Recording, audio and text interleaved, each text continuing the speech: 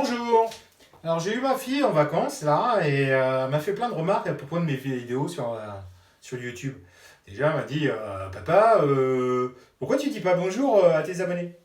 Bon bah alors je vais régler le problème, on va dire bonjour. Papa, tes abonnés tu les as appelés comment?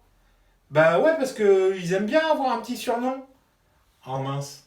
Bon bah là j'ai pas vraiment réfléchi, donc je vais vous appeler mes loulous, tiens, hein? Il y a eu les bichons, les tintins. Bon, je sais pas si vous avez une meilleure idée, vous mettez ça dans les commentaires, hein. Donc mes loulous là, ouais, ma fille elle m'a dit, fait d'autres remarques, hein. Elle m'a dit, ah mais dans tes vidéos, il n'y a jamais d'animaux familiers. Alors je vous ai ramené Titus. Titus, mon chien, j'en ai eu deux comme ça. Donc là il y a Titus. Ouais, mais papa, il n'y a jamais des filles qui te regardent dans tes vidéos. Alors, bah, j'ai résolu le problème, hein. Il y a une spectatrice maintenant, hein. Ouais, mais papa, tes vidéos elles sont trop techniques. Bon, bah alors là, on va faire un truc simple. On va essayer de vous démontrer qu'avec une invention, là, on va pouvoir affûter des ciseaux à bois qui sont dans un très mauvais état. Très rapidement, alors je vais vous faire voir un ciseau à bois dans un très mauvais état. Et puis on va essayer de le rattraper. Alors est-ce que je peux faire un zoom sur la bête? Ouais, je vais vous faire écouter le bruit. Est-ce que vous entendez en fait que ça crapite? Allez, on va revenir en mode normal et puis on va se mettre au boulot. Donc oui, j'ai fabriqué en impression 3D ce petit prototype là. Je lui ai mis des morts et puis des aimants.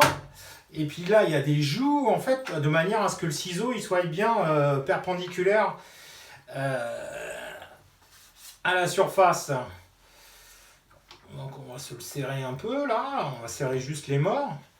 Les aimants ils sont super puissants. Et qu'est-ce qu'on va faire? On va prendre de la toile émerie, mais de la grossière, hein. Très grossière. Très grossière. On va venir appliquer en fait le ciseau, comme ça, et tout simplement, alors il y a un léger jeu qui me permet de bien appliquer au niveau de mon gabarit. Hein.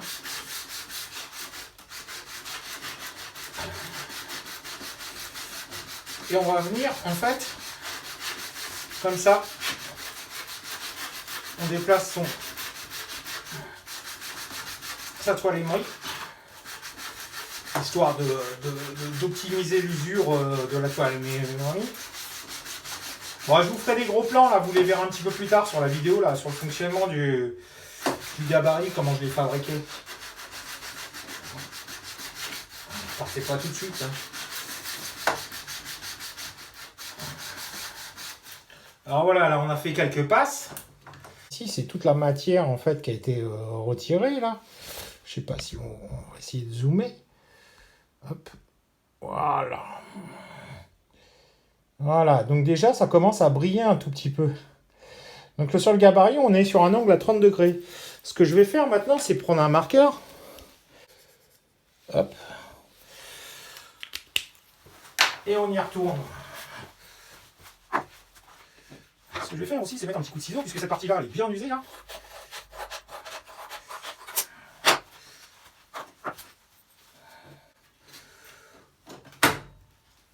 J'applique mon ciseau, tout en conservant mon jeu, de manière à ce que l'angle soit bon. J'ai juste... Voilà, là, je suis bon.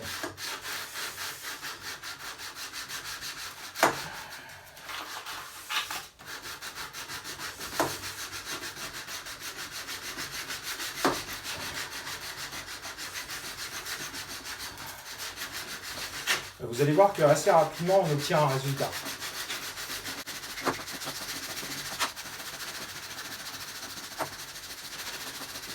Alors ça ne va pas permettre d'affûter réellement les ciseaux, ça va nous faire une approche, hein. Bon, pour ceux qui sont amateurs et qui n'ont pas besoin de ciseaux à bois qui pinceau hyper tranchant, ça va déjà leur permettre en fait d'affûter des ciseaux à bois bien mieux que ce qu'ils vont pouvoir acheter dans le commerce. Hein. On met un peu d'abrasif.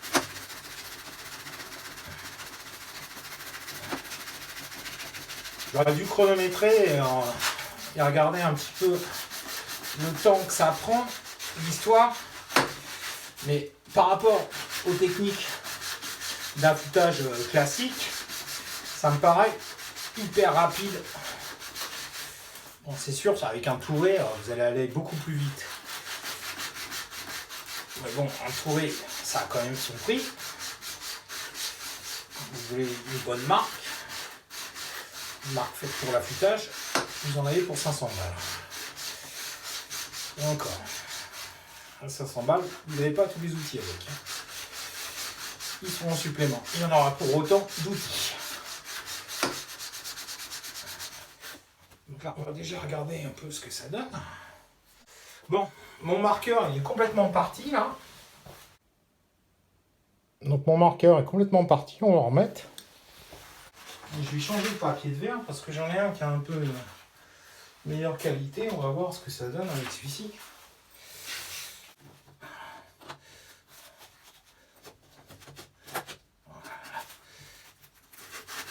Ah, celui-ci, on l'entend crépiter.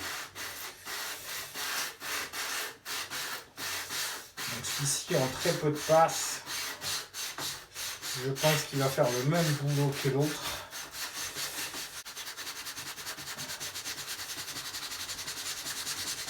Tant mieux.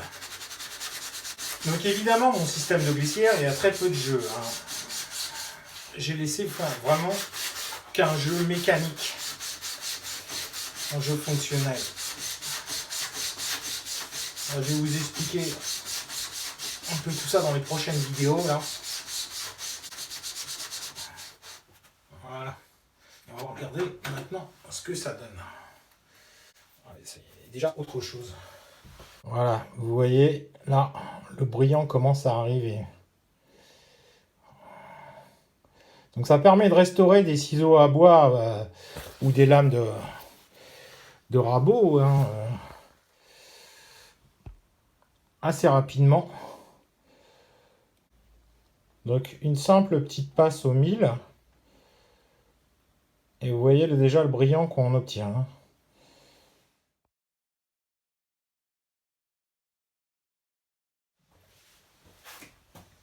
Oui, alors 3 conclusions à ma vidéo. Déjà, on va parler des fameux ciseaux à bois, hein, garantis à vie par une grande surface de bricolage. N'achetez pas ça. Je vois qu'il y a indiqué dessus CRV. Moi, j'ai passé beaucoup de temps à essayer de les affûter. Pour moi, l'alliage, il est trop dur, hein, le métal, c'est pas affûtable. Bon, j'ai remarqué quand même que sur les 3, celui-ci, j'ai juste fait sauter le vernis. Et en fait, il semble affûté. Hein, donc, j'ai fait sauter le vernis de ce côté-là. Et ici, sur le tranchant. Et c'était encore le meilleur des 3. Donc, celui-ci, j'ai eu de la chance. Et je m'en suis sorti. Il va marcher un peu. Enfin, si vous voulez vous fournir en ciseaux à bois, je vous conseille plutôt les foires à tout. Essayez de trouver des vieux ciseaux à bois, puis vous les remettez en état. Ou alors porter sur des marques comme du Stanley, ce sera un peu mieux que ça. Là. Et d'ailleurs, bon, celui-ci fait exception, mais un ciseau à bois, en principe, vous n'avez pas de fer ici. Hein. Le fer, on le retrouve sur un ébauchoir de charpente, mais en principe, tous les ciseaux à bois sont en bois. Là, on tape avec un maillet. Hein. Donc, avec un bout fer, on peut taper avec un marteau, et avec un bout en bois, c'est avec un maillet. Hein. Donc, j'en étais à ne pas acheter ça. Enfin, je ne le conseille pas. Hein. Faites ce que vous voulez. Bon, après, ça coûte 14 €. Il y a un étui. C'est ce qui m'a séduit, plus la pochette. Et encore, en fait, la pochette, ils ont fait les radins sur les velcro. Et c'est pas à faire. Je suis très content de mon gabarit là, de dégrossissage. ça fait gagner un temps précieux avant d'arriver sur le Veritas. Une petite chose, un conseil, enfin moi c'est mon point de vue. Ce gabarit-là, il est fait en laiton, là, ici, le roulement est en laiton. Donc vous voyez vous dire pourquoi en fait il n'a pas utilisé directement son gabarit et affûté directement sur du papier de verre. Bah, tout simplement parce que ma roulette là, elle va prendre ses verres. Hein. Vous allez écouter le bruit. Euh, ça le fait pas. Hein. Ça c'est fait pour travailler sur une pierre à eau. Éventuellement en fait si vous travaillez avec du papier de verre, il faut partir sur du papier de verre très fin. Et là, même encore, là, comme ça, je l'entends, il est en souffrance. On voit des petites marques un petit peu partout. Hein. Je vais pas zoomer pour vous faire voir, mais il prend cher, là, le laiton. Donc voilà, bon, bah. Je vous mettrai les fichiers à disposition sur Thingiver, quelque chose comme ça. Je vais voir comment j'amène un chat. Bon, ça c'est la version bêta, on va y revenir. Il y a encore des petites modifications que je voudrais apporter dessus. Parce que là, dans l'état actuel, par exemple, il ne peut pas prendre